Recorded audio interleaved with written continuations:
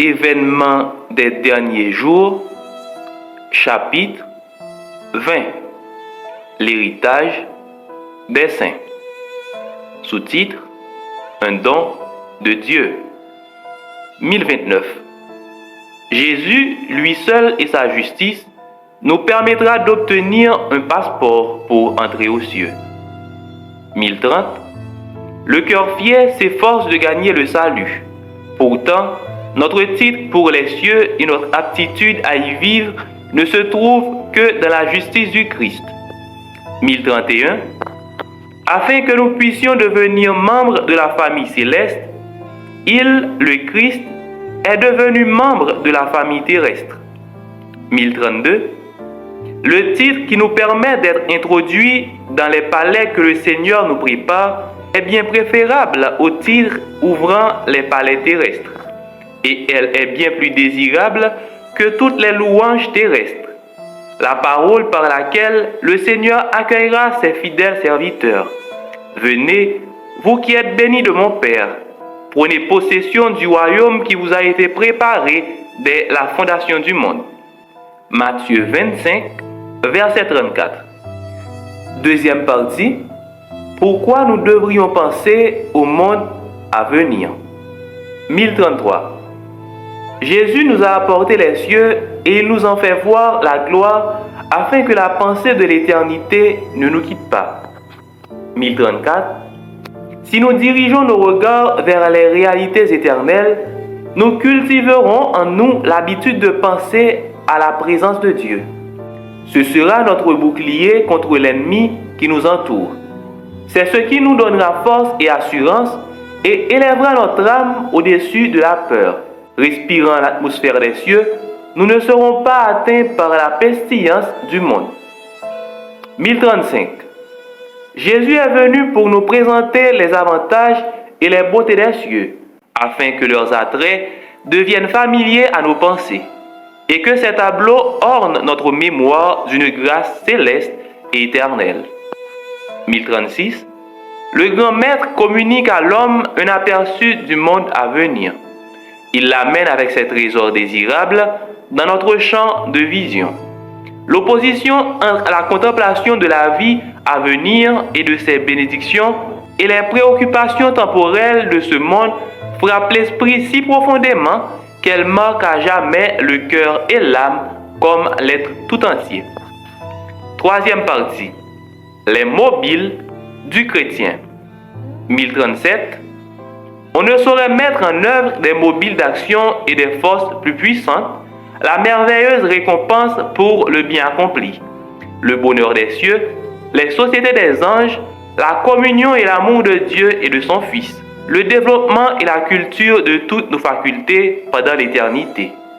Ne trouvons-nous pas en ces choses des incitations puissantes et des encouragements qui nous poussent à consacrer de bon cœur un service plein d'amour à notre Créateur et Sauveur? 1038. S'il nous est donné de rencontrer Jésus dans la paix et d'être sauvés à jamais, nous serons les plus heureux des êtres. Au parvenir enfin chez nous, là où les impies cessent de nous troubler, là où ceux qui sont fatigués trouvent le repos. 1039. Je me plais à contempler tout ce qui est beau en ce monde. Je pense que je me contenterais parfaitement de cette terre, si je ne me trouvais entouré des bonnes choses de Dieu, et si elle ne portait pas les stigmates de la malédiction du péché, mais nous aurons de nouveaux cieux et une nouvelle terre. Jean l'a vu dans une sainte vision et déclara: J'entendis du trône une voix forte qui disait: Voici le tabernacle de Dieu avec les hommes. Il habitera avec eux et ils seront son peuple, et Dieu lui-même sera avec eux. Apocalypse 21, verset 3. Oh, quelle espérance bénie, quelle glorieuse perspective! Quatrième partie, un endroit réel et tangible. 1040. Quelle source de joie pour les disciples de savoir qu'ils avaient au ciel un tel ami prêt à plaider leur cause. Par l'ascension visible du Christ, toute leur façon d'envisager et de contempler le ciel est changée. Ils l'imaginaient auparavant comme un espace illimité, habité d'esprit sans consistance. Maintenant, ils lui associent la pensée de Jésus, qu'ils ont aimé et respecté par-dessus tout, avec qui ils ont parlé, voyagé et qu'ils ont touché, même dans son corps ressuscité. 1041. Ils ne pouvaient plus imaginer les cieux comme un espace indéfini, incompréhensible, rempli d'esprits intangibles. Ils le considéraient maintenant comme leur habitation future, où des palais leur étaient préparés par leur Rédempteur aimant. 1042. La crainte de faire paraître notre héritage futur trop matériel avait conduit de nombreux esprits à spiritualiser les vérités mêmes qui nous invitent à le regarder comme notre demeure. Le Christ assura à ses disciples qu'il partait pour leur préparer une demeure dans la maison du Père. 1043. Sur la terre renouvelée, les rachetés se consacreront aux occupations et aux plaisirs qui, au début, apportaient le bonheur à Adam et Ève. C'est la vie de l'Éden que l'on vivra, la vie dans les jardins et les champs. 5e partie. Une gloire indescriptible. 1044. Je vis l'excessive beauté et la gloire de Jésus. Sa personne était plus brillante que le soleil à midi. Sa robe était plus blanche que le blanc le plus éclatant. Comment vous décrire les gloires célestes, les anges merveilleux, chantant et jouant sur leur harpe à 10 cordes? 1045. Il m'est impossible de décrire les choses merveilleuses que j'ai vues là. Oh, si je pouvais parler la langue de Canaan, alors je pourrais évoquer un peu la gloire de ce monde meilleur. 1046. Le langage humain est décidément trop faible pour tenter de décrire les cieux. À ce spectacle, je suis ravi d'étonnement, ravi dans une splendeur excessive et une gloire infinie. Je pose ma plume et je m'écrie. Oh, quel amour merveilleux! Même le langage le plus exalté ne peut bien décrire la gloire des cieux et des profondeurs incomparables de l'amour du Sauveur. 1047. Le langage humain est impropre à décrire la récompense des justes. Ne la connaîtront que ceux qui la contempleront. Aucun esprit fini ne peut comprendre la gloire du paradis de Dieu. 1048. Si nous pouvions avoir ne serait-ce qu'un aperçu de la cité céleste, nous ne voudrions jamais revenir sur la terre. 6e partie. Fleuves, collines et arbres. 1049. Là nous avons aperçu l'arbre de la vie et le trône de Dieu. Du trône sortait un fleuve d'eau pure, et de chaque côté du fleuve se trouvait l'arbre de la vie. D'un côté du fleuve se trouvait un tronc d'arbre, et un autre tronc se trouvait également de l'autre côté, tous deux d'or pur et transparent. Je pensais d'abord que je voyais 2 arbres, puis je les observais à nouveau, et constatais qu'ils se rejoignaient au-dessus en un seul arbre. Tel était l'arbre de la vie de chaque côté du fleuve de la vie. Ses branches s'inclinaient jusqu'à l'endroit où nous nous trouvions, et son fût était merveilleux, il ressemblait à de l'or mêlé d'argent. 1050. On aperçoit des fleuves intarissables comme du cristal, et sur leurs berges, des arbres au fond des eaux ondoyantes donnent leur ombre aux sentiers préparés pour les racheter du Seigneur. Là, les plaines immenses sont parsemées de belles collines, et les montagnes de Dieu dressent leurs majestueux sommets. Sur ces plaines paisibles, près de ces cours d'eau, le peuple de Dieu, qui fut si longtemps pèlerin et errant, se sentira chez lui. 7e partie. Des fleurs, des fruits et des animaux. 1051. J'aperçus un autre champ rempli de toutes sortes de fleurs, et en les cueillant, je m'écriai, elles ne se faneront jamais.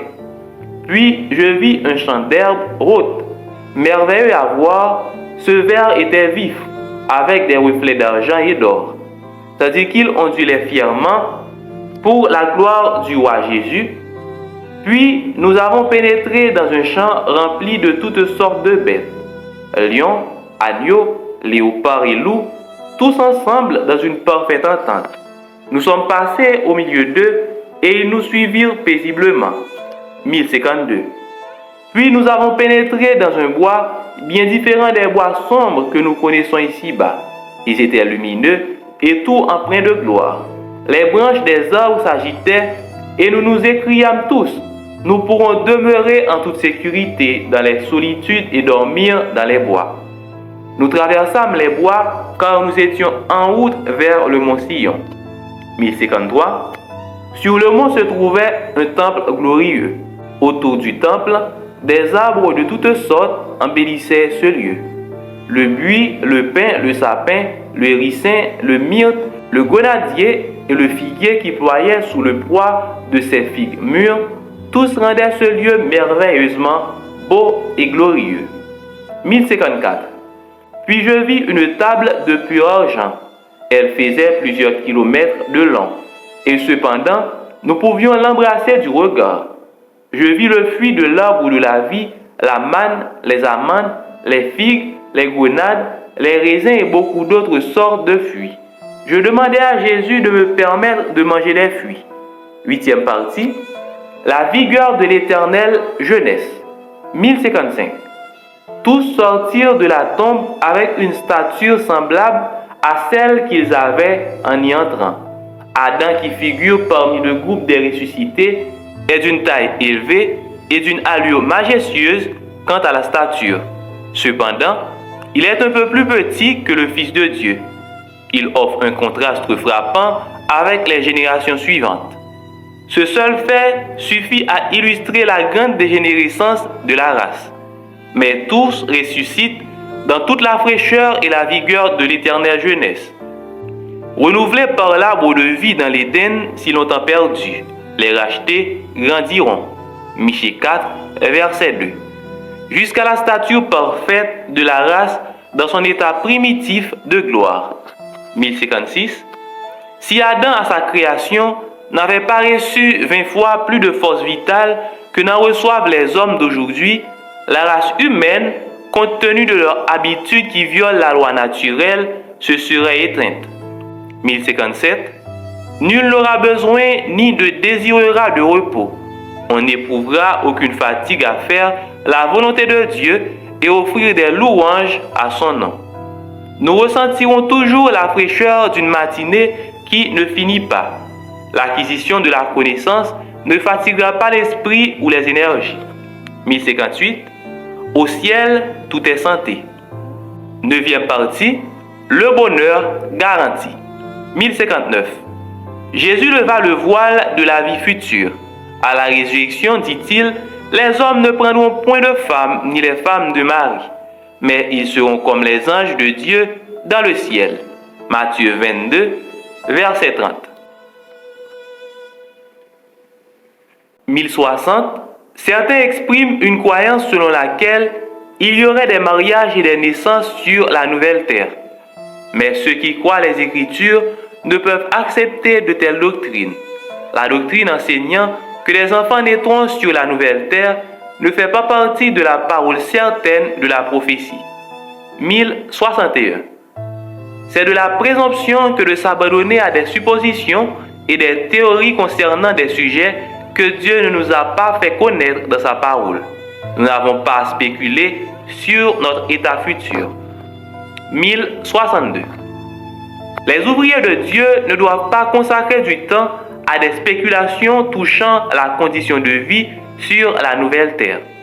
C'est de la présomption que de s'abandonner à des suppositions et des théories sur des sujets que le Seigneur n'a pas révélés.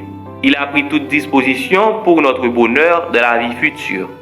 Et nous n'avons pas à spéculer concernant des plans en notre faveur. Nous ne devons pas non plus évaluer ce que seront les conditions de la vie future à partir de celles de notre vie actuelle. L'identité des sauvés sera préservée. 1063. La résurrection de Jésus était un type de la résurrection finale de tous ceux qui se sont endormis en lui. Le maintien du Sauveur ressuscité, ses manières, son discours étaient choses familières à ses disciples. De la même manière que Jésus ressuscita des morts, ainsi ceux qui se sont endormis en lui ressusciteront également. Nous reconnaîtrons nos amis comme les disciples ont reconnu Jésus. Bien qu'ils aient peut-être été déformés, malades, défigurés dans cette vie mortelle, ils ressusciteront en parfaite santé avec un corps harmonieux. Leur identité sera cependant parfaitement préservée dans leur corps glorifié. 1064. Nous ressusciterons avec la même apparence, mais nous serons libérés de toute maladie et de tout défaut. Ce sera une vie nouvelle. Les personnes présenteront les mêmes traits particuliers, de sorte que les amis se reconnaîtront. 1065.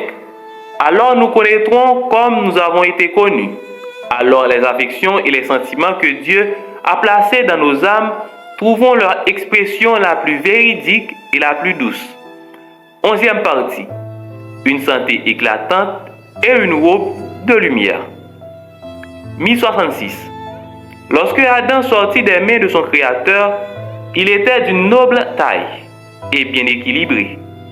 Il était plus de 2 fois plus grand que les hommes vivant actuellement sur la terre et harmonieusement proportionné. Ses traits étaient d'une parfaite beauté. Son teint n'était jamais pâle ou terne, mais éclatant, rayonnant, reflétant la santé. Ève n'était pas aussi grande qu'Adam. Sa tête arrivait un peu au-dessous des épaules d'Adam. Elle était, elle aussi, d'un maintien noble, harmonieusement proportionnée et très belle. 1067. Le couple sans péché ne portait pas d'ornement artificiel. Il était vêtu de gloire comme les anges. Aussi longtemps qu'ils vécurent dans l'obéissance à Dieu, ce vêtement de lumière les enveloppa. 12e partie. La joie de voir notre famille dans les cieux. 1068. De part et d'autre de la porte se tenait un groupe d'anges. Et lorsque nous entrâmes, Jésus dit: Venez vous qui êtes bénis de mon Père, prenez possession du royaume qui vous a été préparé dès la fondation du monde. Matthieu 25, verset 34. Voici qu'il nous invite à partager sa joie. Et quelle joie! C'est la joie de voir le résultat du travail de vos âmes. Père, c'est la joie de voir que vos efforts, mère, sont récompensés. Voici vos enfants. La couronne de la vie est posée sur leur tête. 1069. Le plus beau don de Dieu, c'est le Christ, dont la vie est la nôtre, donnée pour nous. Il est mort pour nous et il est ressuscité pour nous, afin que nous puissions sortir de la tombe et profiter de la compagnie glorieuse des anges célestes, rencontrer nos bien-aimés et reconnaître leur visage, car la ressemblance avec le Christ ne détruit pas leur image, mais la transforme en sa glorieuse image. Là, tous les saints qui auront entre eux des liens de famille se reconnaîtront les uns les autres. 13e partie. Le salut des enfants et des faibles d'esprit. 1070. Aussitôt que les petits enfants sortent de leur lit de poussière, ils volent entre les bras de leur mère. Ils les retrouvent pour ne plus jamais les quitter. Mais plusieurs de ces petits n'ont pas leur mère en ce lieu. On a beau prêter l'oreille, on n'entend pas le chant de ravissement de leur mère. Ce sont les anges qui reçoivent les enfants orphelins pour les conduire vers l'arbre de vie. 1071. Certains demandent si les petits-enfants, même si ce sont les enfants de parents croyants, seront sauvés, puisque leur caractère n'a pas été mis à l'épreuve et que tout caractère doit subir un examen. La question posée est la suivante. Comment les petits-enfants peuvent-ils être soumis à ce test et à cette épreuve? À cela, je réponds que la foi des parents croyants couvre leurs enfants, comme lorsque Dieu envoya ses jugements sur les premiers-nés des Égyptiens. 1072. Nous ne pouvons dire si les enfants des parents incroyants seront sauvés, car Dieu ne nous a pas fait connaître sa volonté à ce sujet. Et nous ferions mieux de laisser ce problème en l'état où Dieu l'a laissé lui-même, et de nous attarder sur les sujets que sa parole explique clairement. 1073. En ce qui concerne le cas de A. Vous le voyez maintenant comme il est, et vous déplorez sa simplicité d'esprit. Il n'est pas conscient du péché. La grâce de Dieu ôtera toute sa faiblesse d'esprit transmise par hérédité, et il trouvera son héritage parmi les saints dans la lumière. À vous, le Seigneur a donné la raison. À point, sous ce rapport, est un enfant, mais il a la capacité de soumission et d'obéissance d'un enfant. 14e partie, reconnaissance envers les mères fidèles. 1074. Lorsque le jugement aura lieu et que les livres seront ouverts, lorsque le grand juge aura prononcé sa sentence et que la couronne de gloire immortelle sera placée sur le front du vainqueur, beaucoup soulèveront leur couronne à la vue de l'univers ressemblé et montrant leur mère, ils diront: elle m'a fait tout ce que je suis par la grâce de Dieu. L'instruction qu'elle m'a donnée, ses prières ont été bénies et m'ont valu le salut éternel. 1075. Les anges de Dieu immortalisent les noms des mères dont les efforts ont gagné leurs enfants à Jésus-Christ. 15e partie, la récompense du gagneur d'âme. 1076. Lorsque les rachetés se tiendront devant Dieu, des âmes précieuses répondront à l'appel de leur nom et elles ne seront présentes que grâce aux fidèles et patients efforts déployés en leur faveur, aux appels et aux plaidoyers assidus qui les ont invités à se réfugier en celui qui est leur forteresse. Ainsi, ceux qui dans ce monde auront été ouvriers avec Dieu recevront leur récompense. 1077. Lorsque les portes de cette magnifique cité d'en haut tourneront sur leurs gonds scintillants, et que les nations qui ont gardé la vérité les franchiront, des couronnes de gloire seront placées sur la tête des élus, et ils rendront honneur, gloire et majesté à Dieu. Et à ce moment-là, certains viendront à vous et diront: sans les paroles que vous m'avez dites avec gentillesse, sans vos larmes, vos supplications et vos efforts soutenus, je n'aurais jamais vu le roi dans sa beauté. Quelle récompense! Combien la louange des êtres humains dans cette vie terrestre et transitoire est dérisoire en comparaison des récompenses infinies qui attendent des fidèles dans la vie immortelle à venir. 1078. Si vous devez être un saint dans les cieux, vous devez d'abord être un saint sur la terre. Les traits de caractère que vous chérissez dans la vie ne seront pas changés par la mort ou la résurrection. Vous sortirez de la tombe avec les mêmes dispositions que vous manifestez dans votre foyer et dans la société. Jésus ne change pas le caractère à son retour. C'est maintenant qu'il faut accomplir l'œuvre transformatrice. C'est notre vie de chaque jour qui détermine notre destinée. Nous devons nous repentir de nos défauts de caractère et les vaincre par la grâce du Christ. Et nous devons former un caractère harmonieux dans cette vie de probation afin que nous soyons jugés dignes d'entrer dans les parvis célestes. 17e partie, l'atmosphère paisible et aimante des cieux. 1079. La paix et l'harmonie des cours célestes ne seront point troublées par la présence d'êtres rudes ou méchants. 1080. Tout être dans les cieux est noble et élevé. Tous cherchent l'intérêt et le bonheur des autres. Nul ne se consacre à la recherche et la satisfaction du moi. Le plus grand bonheur des êtres saints, c'est d'être témoin de la joie et du bonheur de ceux qui les entourent. 1081. Il me semblait être là où tout était paix, où les conflits orageux de la terre ne pouvaient jamais venir. Les cieux, un royaume de justice où tous les êtres saints et purs et bienheureux forment une assemblée de milliers de myriades, vivant et marchant dans une intimité heureuse et pure, louant Dieu et l'agneau qui est assis sur le trône. 1082. Leurs voix formaient une parfaite harmonie. Ils ne se font jamais de mal les uns les autres. Les princes des cieux, les puissants de ce majestueux royaume, ne rivalisent que dans le bien, cherchant le bonheur et la joie les uns les autres. Le plus grand en ce royaume, c'est celui qui s'estime le moins lui-même, et le plus petit est le plus grand par sa gratitude et ses trésors d'amour. 1083. Sur la nouvelle terre, Aucune erreur obscure ne vient jamais assombrir l'intelligence. La vérité et le savoir clair, puissant, parfait ont chassé tous les doutes. Et tous les ténèbres du scepticisme ne jettent jamais leur ombre pernicieuse sur ses heureux habitants. Aucune voix contestataire ne vient troubler la douce et parfaite harmonie des cieux. Ses habitants ne connaissent jamais ni le chagrin, ni la tristesse, ni les larmes. Tout est parfaite harmonie, ordre parfait, parfaite béatitude. 1084. Dans la maison des cieux, l'amour vibre dans tous les cœurs, s'exprime sur chaque visage. C'est l'amour qui règne en ce lieu. Les querelles en sont absentes.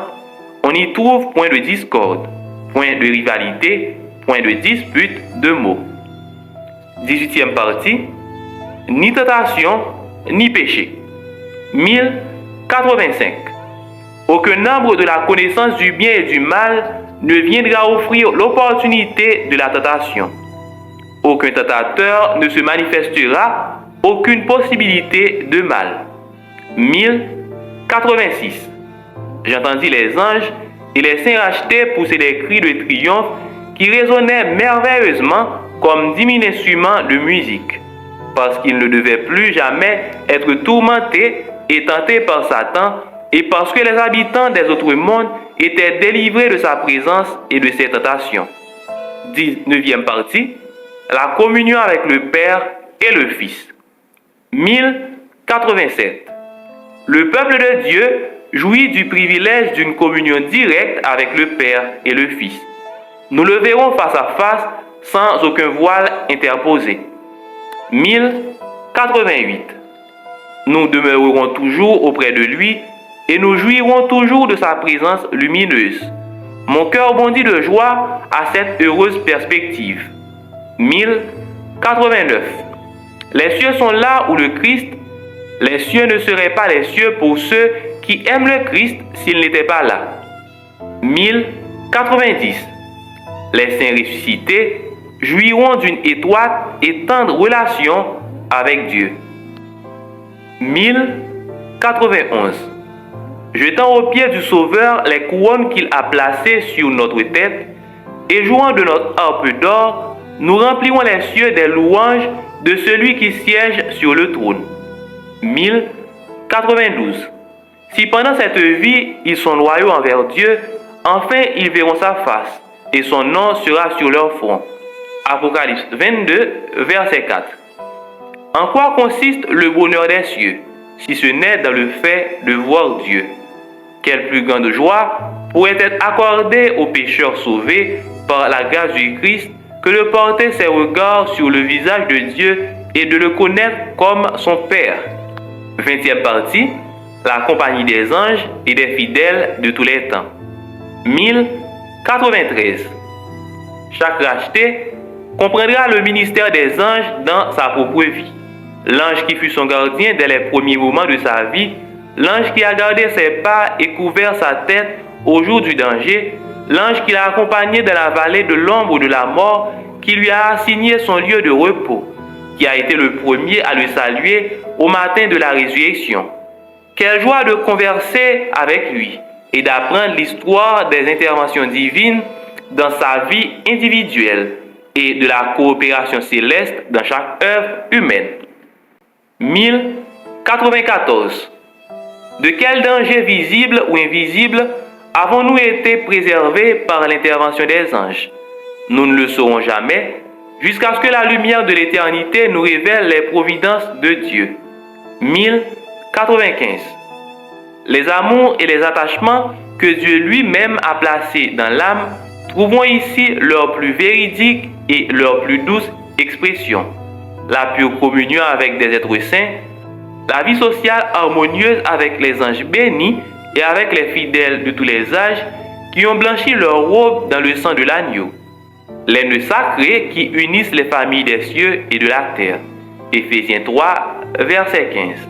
C'est tout cela qui fait la félicité des rachetés. 21e partie. Le témoignage rendu devant les êtres sans péché. 1096. Le Fils de l'homme est venu non pour être servi, mais pour servir, et donner sa vie comme la rançon de plusieurs. Matthieu 20, verset 28. L'œuvre du Christ ici-bas, c'est son œuvre là-haut. Et notre récompense pour l'œuvre accomplie avec lui en ce monde, ce sera le plus grand pouvoir et le plus grand privilège que nous recevrons de travailler encore avec lui dans le monde à venir. Vous êtes mes témoins, dit l'Éternel, c'est moi qui suis Dieu. Isaïe 43, verset 12. Nous le serons également dans l'éternité. 1097. Pourquoi a-t-il été permis que la grande controverse dure à travers tous les temps? Pourquoi l'existence de Satan n'a-t-elle pas été supprimée dès le premier instant de sa rébellion? C'est afin que l'univers puisse être convaincu de la justice de Dieu dans sa façon d'agir à l'égard du mal. C'est afin que le péché reçoive une condamnation éternelle. Dans le plan de la rédemption, il y a des hauteurs et des profondeurs dont l'éternité ne pourra épuiser la découverte. Des merveilles dans lesquelles les anges désirent plonger leur regard. Seuls les rachetés parmi tous les êtres créés ont connu dans leur propre expérience le conflit réel avec le péché. Ils ont œuvré avec le Christ et d'une manière que même les anges ne pouvaient expérimenter, ils sont entrés dans l'intimité de ses souffrances. Pensez-vous qu'ils n'auront aucun témoignage qui soit de nature à enrichir la science et la rédemption? Rien à apporter qui ne soit de quelque valeur pour les êtres qui n'ont pas péché? 22e partie, une musique riche et mélodieuse pour louer Dieu. 1098. Là où retentiront des musiques, des mélodies et des cantiques, telles qu'aucune oreille mortelle, sauf dans les visions divines, ne les auront jamais entendues, telles qu'aucun esprit ne les aura jamais conçues. 1099. Le chant que les rachetés entonneront, le chant de leur expérience, exaltera la gloire de Dieu. Tes œuvres sont grandes et admirables, Seigneur Dieu Tout-Puissant. Tes voies sont justes et véritables, Roi des nations. Qui ne craindrait, Seigneur, et ne glorifierait ton nom, car seul tu es saint. Apocalypse 15, versets 3 et 4. 1100. Il y a un ange qui dirige toujours, qui le premier effleure la harpe et donne la note. Puis tous se joignent dans la musique riche et parfaite des cieux. On ne peut la décrire. C'est une mélodie céleste et divine. 1101. Ce n'est plus un homme de douleur, mais un roi glorieux et triomphant qui se tient sur le mont des Oliviers, tandis que les Alléluia hébraïques se mêlent aux hosannas des gentils, et les voix des rachetés, comme celles d'une puissante armée, s'enfleront dans l'acclamation. Couronnez-le comme Seigneur de tous. 23e partie, à la découverte des trésors de l'univers. 1102. Là, lorsque le voile qui obscurcit notre vision sera ôté et que nos yeux contempleront le monde fascinant dans le microscope, nous donne un aperçu. Lorsque nous regarderons les gloires célestes que nous sondons actuellement avec nos télescopes. Lorsque les stigmates du péché étant ôtés, toute la terre apparaîtra de la beauté du Seigneur notre Dieu. Quel champ immense de recherche s'ouvrira à notre étude. Là, le chercheur pourra déchiffrer les vestiges de la création et ne discernera plus aucune trace de la loi du mal. Il écoutera la musique des voix de la nature où il ne percevra aucun accent de plainte ou de tristesse. 1103. Tous les trésors de l'univers seront ouverts à l'étude des enfants de Dieu. Avec un plaisir indicible, nous connaîtrons la joie et la sagesse des êtres sans péché. Nous partagerons les trésors acquis pendant des siècles dans la contemplation des œuvres de Dieu. 1104. Ils volent infatigables et immortels vers des mondes lointains, des mondes qui ont été attristés par le spectacle de la malédiction humaine, et résonnent de chants de joie à la nouvelle du salut des âmes. Dotés d'une vision sans voile, ils admirent la gloire de la création, des soleils, des étoiles et des mondes, encerclant dans un ordre parfait le trône de la divinité. Sur toutes choses, des plus petites aux plus grandes, le nom du Créateur est inscrit. Et en toutes choses, les trésors de sa puissance sont déployés. 24e partie. Révision de l'histoire sacrée. 1105. Les rachetés parcourront les mondes et ils utiliseront la plus grande partie de leur temps à étudier les mystères de la rédemption. 1106. Les thèmes de réflexion relatifs à la rédemption occuperont le cœur et l'esprit et seront sur la langue des rachetés pendant l'éternité. Ils comprendront les vérités que le Christ désirait révéler à ses disciples, mais que leur manque de foi ne leur permettait pas de saisir. Sans cesse, de nouveaux aspects de la perfection et de la gloire du Christ apparaîtront. Pendant les siècles sans fin, le fidèle maître de maison sortira de son trésor des choses anciennes et nouvelles. 1107. Alors s'ouvrira devant lui le déroulement du grand conflit, dont l'origine remonte avant le temps et qui se termine à la fin des temps. L'histoire de l'origine du péché, de la fausseté fatale engendrée par son œuvre contrefaite, de la vérité qui, sans se départir de ses règles, a défié et vaincu l'erreur, tout sera rendu manifeste. Le voilà qui s'interpose entre le monde visible et invisible sera tiré et des choses merveilleuses seront révélées. 1108. Bien que les peines et les souffrances et les tentations de la terre aient pris fin et que la cause soit anéantie, le peuple de Dieu aura toujours une connaissance distincte et intelligente de ce que le salut aura coûté. 1109. Notre Sauveur portera à jamais les marques de sa crucifixion. Sur sa tête blessée, dans son côté, sur ses mains et ses pieds, se trouvent les marques de l'œuvre cruelle du péché. 25e partie. L'explication des perplexités de la vie. 1110. Toutes les perplexités de l'expérience de la vie seront alors expliquées. Là où nous n'avons aperçu que de la confusion et des déceptions, des propos incohérents et des plans inachevés, nous discernerons un dessein grandiose, une volonté souveraine et victorieuse, une harmonie divine. 1111. Là, Jésus nous conduira à côté du fleuve de vie sortant du trône de Dieu, et il nous expliquera les obscures interventions de la providence par lesquelles, sur cette terre, il nous a conduits à perfectionner nos caractères. 1112. Tout ce qui nous a rendus perplexes dans les providences divines sera expliqué dans le monde à venir. Les choses difficiles à comprendre trouveront alors leur explication. Les mystères de la grâce seront déployés devant nous. Là où nos esprits finis ne trouvaient que la confusion et des promesses inaccomplies, nous discernerons la plus parfaite et la plus belle harmonie. Nous comprendrons que c'est un amour infini qui a ordonné les épreuves apparemment les plus éprouvantes.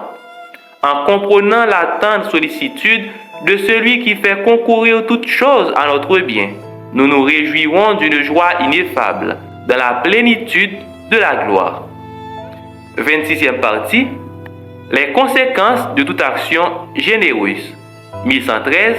Tous ceux qui ont travaillé avec un esprit sans égoïsme pourront contempler le fruit de leurs efforts. Les conséquences de tout principe droit et de toute action généreuse apparaîtront clairement. Nous en voyons déjà un petit bout aujourd'hui.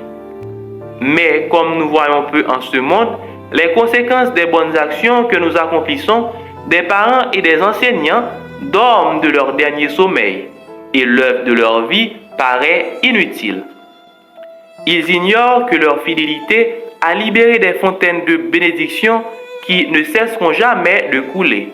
C'est seulement par la foi qu'ils voient les enfants formés par eux devenir une source de bénédiction et d'inspiration pour l'humanité. Et cette influence se répétait des milliers de fois. 1114.